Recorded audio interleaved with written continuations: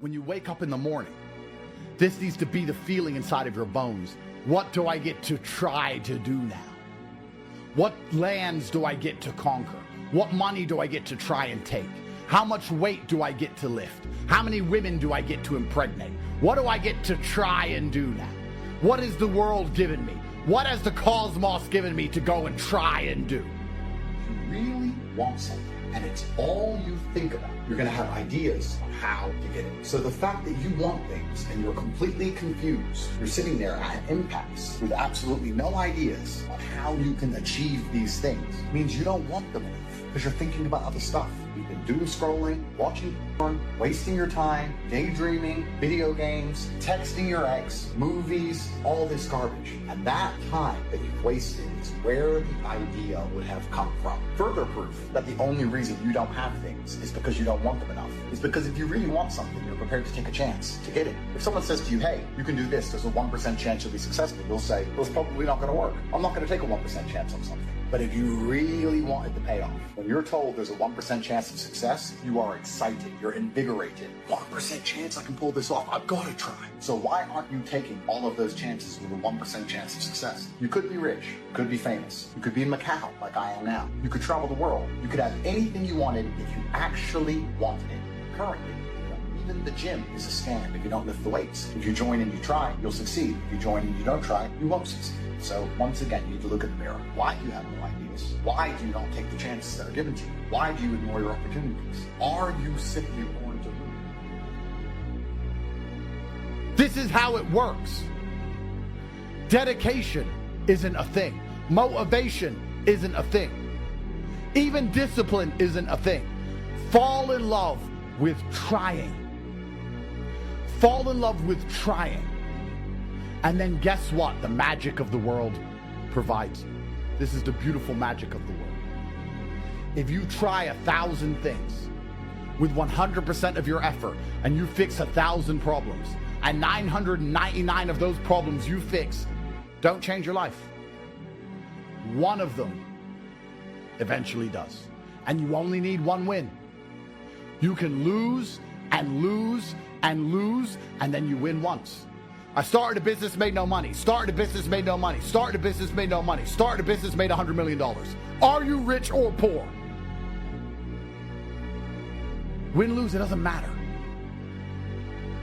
Fall in love with the war. And every single time you genuinely dedicate yourself to a problem without crying your eyes out about how hard it is, without crying your eyes out about the fact it's difficult, without crying your eyes out about how long it's going to take, every single time you dedicate yourself to a problem without being a bitch, your power level increases.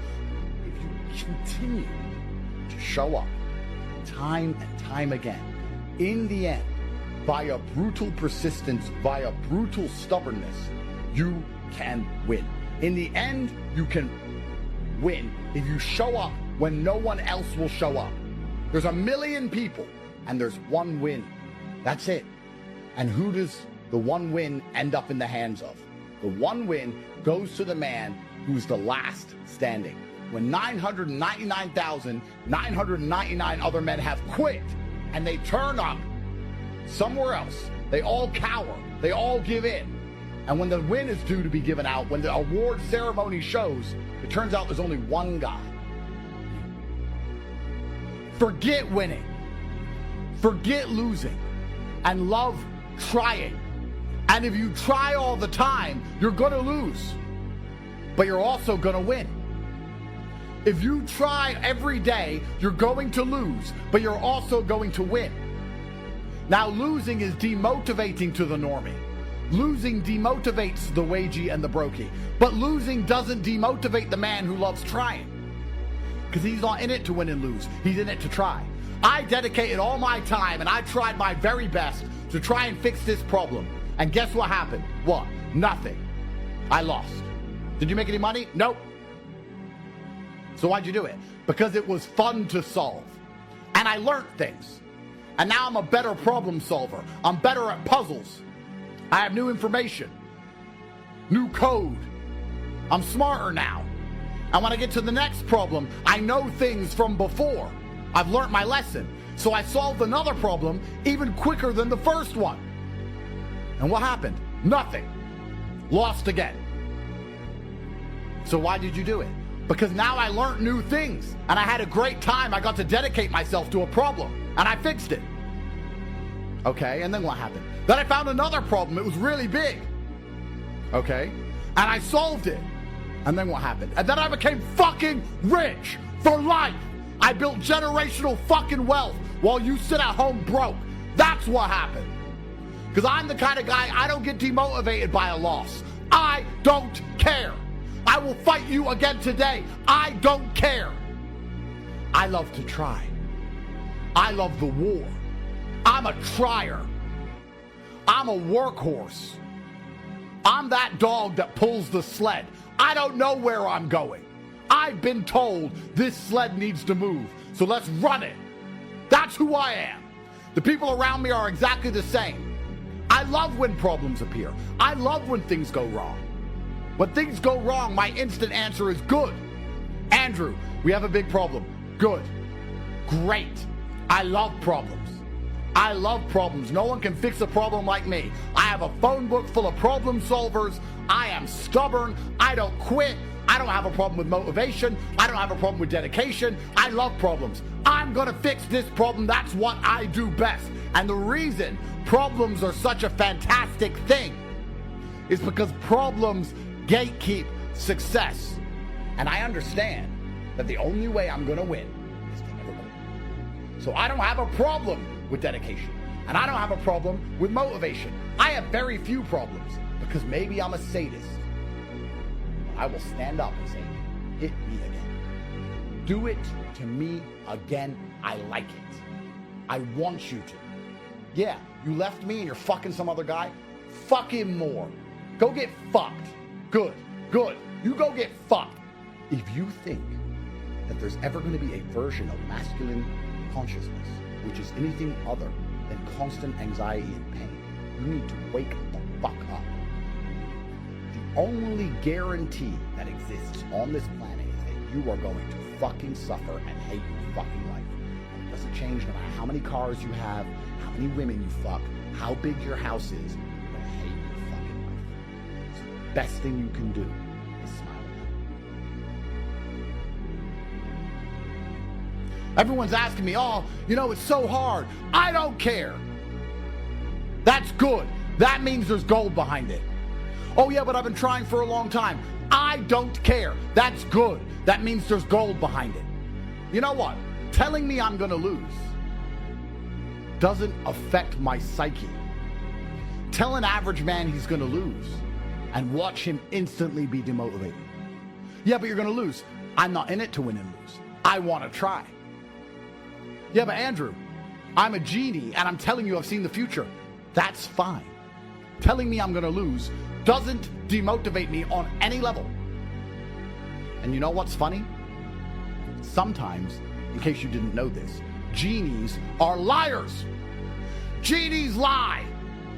Genies who pretend they know better lie. Your family lies. Your girlfriend lies. Society lies. Your teachers lie. Politicians lie.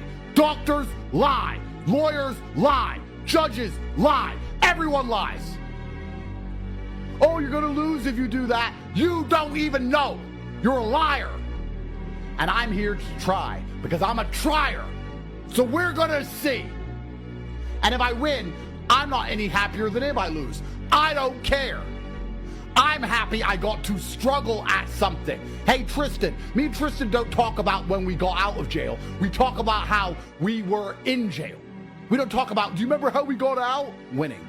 No. We talk about, hey, jail was so hard, do you remember? Yeah, man, jail was so hard. Yeah, that was really difficult in there with the cockroaches in our food. Do you remember? Yeah, I remember when we couldn't sleep and they were locking us up and there was that guy next door who killed himself and they came into our room and they took all our stuff. Yeah, do you remember? We talk about the trying. This is what we're in love with. This is what we miss. We miss the struggle. We don't miss the win. We miss the trying. I'm the only man in history who spoke against the entire Matrix. Everyone else gets hit with an indictment and sits there and does a PR release. I'm sorry, and they delete their social media and they hope it all goes away. I'm standing there saying, you're corrupt. You're corrupt. I'm innocent. Matrix attack. They're like, Andrew, if you do that, you're going to lose. You can't tell a judge he's corrupt. He's going to put you in jail. I'm going to try. I don't listen to the genies. And I ain't in jail. I'm here. I am still here.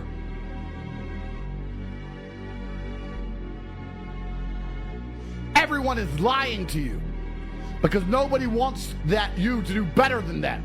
Crabs in a bucket. Nobody wants you to do better than them. You're better than that.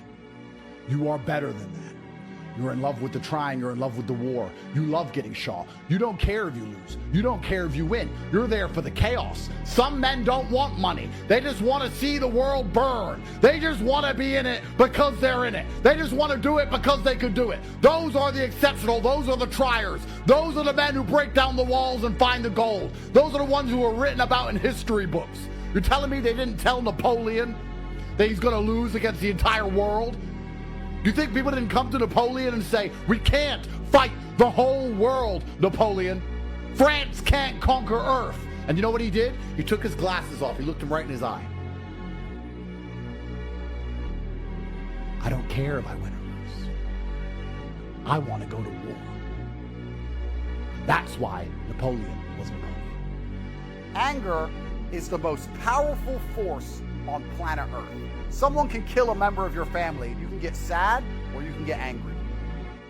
Angry gets something done. Sad? That's just sitting around hoping others feel sorry for you. Sad belongs in the therapy room. But anger belongs out here in the world. Directed anger. Focused anger. I'm going to be misunderstood because I always am. I'm not saying you start smashing your head against the wall like an idiot. I'm saying that very much like a focused concentration of water through a dam can power a city. That is how your anger should work. You should focus it in the exact direction it needs to go to solve the problem. If you're poor, get angry. If your woman left, get angry. Don't get angry at her for leaving. Get angry at yourself for being left. Don't get angry at the world you're poor. Get angry at yourself because you can't afford all the things you want. Anger is the correct response to any emotion because anger elicits instant action. I don't need therapy. I self-therapize. And I self-therapize with anger because anger makes me brave. And my bravery has allowed me to grab demons by the neck. People say to me, oh, I have anxiety. And they talk about it like it's a bad thing. Like this anxiety demon has come into his life and ruined his life. You have anxiety over stupid shit. Keep your anxiety demon, and now have anxiety that you're not rich. Get to the point where you can't sit still and watch Netflix and eat ice cream because you are too anxious about the fact that you don't have $100 million. You might start doing some work. Oh, I have depression. Great, fantastic. I'm glad you have depression because you won't feel depressed on a yacht with 20 supermodels, $300 million in the bank, and a Bugatti waiting for you in the marina. Then you won't feel depressed. So it's a good thing you have depression because you don't have those things, and now you have to get them to feel better, so get to work. I have OCD. You have OCD over dumb shit like arranging your Star Wars figurines like a f***ing child. You should have OCD about getting your life in order, about being in the gym on time, about training harder than everyone around you, about getting some money in your bank. You don't have to get rid of these conditions. I would argue that Elon, the man who's putting rockets into space, probably has OCD. That's how he managed to get a rocket into space. And you're saying your OCD prevents you from fucking washing the dishes because you're a fuck up and you are a failure. Get out of therapy. I publicly state that I have anxiety. I have governments trying to kill me, getting thrown in and out of jail at random, all of my assets seized, 10 girlfriends complaining, 9 baby mamas, my Jesco's broken, my private jet was clicking on the way here making a strange noise. I know they're trying to kill me anyway. I have anxiety, but I use my anxiety so that I wake up at 6:15 a.m. instantly enraged, getting to work so I win. I grabbed the demon of anxiety by his fucking neck and added him to my legion. He works for me. You have dulled your sword, so you have nothing to threaten the demons with, because you're too busy sitting around in therapy like a little girl. When anxiety turns up, you cower before it with your little weak, dull sword. I pull my blade and say, you now work for me. By force. I have depression. I have OCD. I have all of it. These demons work for me. I am the leader. They are my army. That is how I've conquered the world. If you're at home complaining, I have OCD, I have anxiety, I have depression, you need to get these demons in check. They are your weapons against mediocrity. And it seems that whenever I direct my chi at any task, even escaping the highest level matrix setup in the most corrupt country on the map, I somehow managed to pull it off.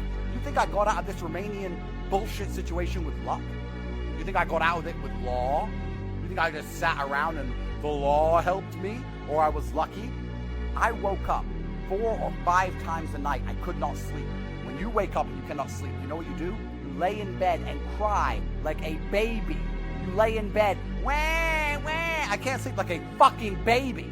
The second I couldn't sleep, I was up, training, working, reading the Romanian law, learning a new language, finding Aikido, the European Court of Human Rights, endless Aikido, new legal teams, new money, new ways to combat their narratives, fighting the BBC, preparing for interviews, endless sex, endless reps, anxiety, OCD, fucking depression, everything. That's how I won.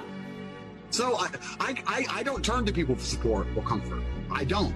And I know that makes me extremely rare as an individual. And it's not something I'm not trying to brag or put on like a brave face and be a tough guy or something. It's just not how I'm conditioned. I believe that all of my problems are going to be fixed by me. That no one else is going to wake up and give a fuck about my problems the way I'm going to give a fuck. Nobody else is going to be prepared to go through what it takes to fix them but me. If I'm in the ring getting an ass kicking, not my coach, not my corner, not my fans, no one's going to get me out of there alive but me. It is me. So I turn to myself. If I have a problem, I'll sit in silence on my own. I'll turn to Andrew fucking Tate, and he'll get it done. One of the only few things on this planet you can genuinely control is how you feel in your mind. You need to be sitting there waking up going, you know what? I have to conquer this. I'm not going to give in. It's down to me, and I'm going to control my own brain. You need to close your eyes, breathe in and out for an hour, and slowly generate some happiness from somewhere and resist. Resist it. If I wake up every day and think I'm something special and I'm gonna go out and I'm gonna prove it to people, then it's gonna give me a good life. So, you know, I'm uninterested in what other people do. Like I know Ronaldo's good at whatever he does, and is that his name, Ronaldo? Whatever. He's a football player. He gets paid a bunch of money. He's good. Whatever. I don't care. He doesn't pay my rent. I'm so uninterested, and I know it's obviously that's kind of counterproductive because as a professional, I relied on people caring about me fighting. That's the way it's always going to be. But I think if someone were to come to me as a man and say, look, I want to be the man, I'll say, you better stop caring about anyone but yourself then. Winners have decided to be winners, and losers have decided to be losers. I didn't decide to be a loser, says the loser. It's just hard. It's just difficult. I was just tired. The fact you acknowledge that you were tired, the fact that you accept that it is hard, is why you've already chosen to lose. Winners don't accept these facts. I decided I was going to win. So because I decided I was going to win, the fact that I may feel tired isn't something I even mention. It doesn't enter my psyche. I'm not cognitive of it. I have things to do. The fact that it might be hard has nothing to do with the fact that I'm going to achieve it anyway. Winners have decided to win, and losers have already decided to lose. When you meet a loser, know that's what he wants to be. He wants to suck.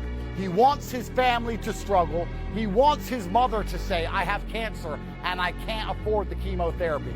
That's what he wants. He decided that's what he was going to be. I've never seen a man who decided he was going to be a winner fail, ever. Before I had anything, long ago, I decided I was going to be a winner. I used to say to Tristan, I'm going to travel the world and I'm just going to have money. I'm gonna have a nice watch, I'm gonna have girls, a fast car, I'm just gonna have money. I'm gonna be in Hong Kong in the fucking Shangri-La. Everyone's gonna know my name. You know in the James Bond movies where he walks in and they go, oh, Mr. Bond, because he frequented a hotel in Switzerland enough times for the concierge to remember him? Yeah, that's me in every fucking hotel around the world because I'm one of the most globally renowned, well-known people on the fucking planet because I decided I was going to win. The second I decided I was going to win, I never once again complained about being hungry, about being tired, about the fact it was hard, about the fact I was sad, about the fact I lacked motivation. I decided to win, and all of those thoughts evaporated from my mind. And if you still acknowledge these things, if you still talk about these concepts as if they are real, then you have decided to lose. Everything you do in life counts. But if everything you do in life counts, equal and opposite forces, Newton's law, means that logically everything you do not do in life counts. Because inaction, in and of itself, is an action. Refusing to do something is doing, not doing that thing. So if every single action you take in life counts and compounds, I would argue that every single action you do not take in life compounds. Every single time you make a decision, you are taking action in one direction or the other. It is action to work, it is action to procrastinate, it is action to try, it is action to be lazy. There is no such thing as an action. It's just action positive, action negative. And they're all gonna add up. And God will watch, as will the universe. And they'll look at your pile of positives and look at your pile of negatives, and they'll decide if you deserve just like me. There's always a gym within 25 minutes drive. Turn up, pay what you gotta pay, and train. You have to train every day for your mind, not your body. If you allow yourself to skip days, you allow yourself to be lazy in one thing, you'll be lazy in everything. I don't allow myself to skip a day, I don't care. Doesn't matter if I've driven for 18 hours, I can't skip a day. Because some days you get lucky, and you're never gonna find your lucky days unless you try every single day. So life works, 364 days a year, you make no money. Then you make it all back on the 365th day. Same with training, same with everything else. If you miss a day, you're missing your lucky chance. So it doesn't matter how busy I am, doesn't matter how tired I am. Training must be done because I promised myself that I would take every single chance God affords me. And I don't know what day the chance is coming. Perhaps today is the day, so I get bigger than ever before. You never know. The amount of times I get asked about girls by dudes who don't deserve pussy is ridiculous. You're asking me about girls, and you're worried about girl cheating. Bro, you're poor. You are broke and you are weak. What the fuck are you talking about girls for? You have bigger concerns to address. Like, it really is amazing to me because I get this all the time. People come up to me randomly on the street. Oh, hey man, yeah, I love your content and my girl, your girl, you got skinny arms, pussy. What are you worried about your fucking girl for? It's unbelievable. If you get your shit right, it's amazing how quickly everything else falls into place. The best way to be good with girls is to be good with everything besides girls. If you're good at business and you're good with people and you're good, your body's in good shape and you're charismatic and you're smart and you're interesting and you're wise and you got a good network and a fucking yacht and a Bugatti and a jet, guess what? You can't get rid of them. You can't get rid of them. Before you know it, you have so many in your house, you get accused of human fucking trafficking. That's what happens if you get your shit right. But of course, if you're gonna sit there and only focus on the girls with none of the other stuff, DMing them all day. What do I DM a girl to make her reply? You got 42 followers. This obsession with girls, bro, girls are a mirror. Girls will tell you everything you need to know about who you are, and you need to start listening to what you need to listen to the feedback. Listen to the feedback and improve.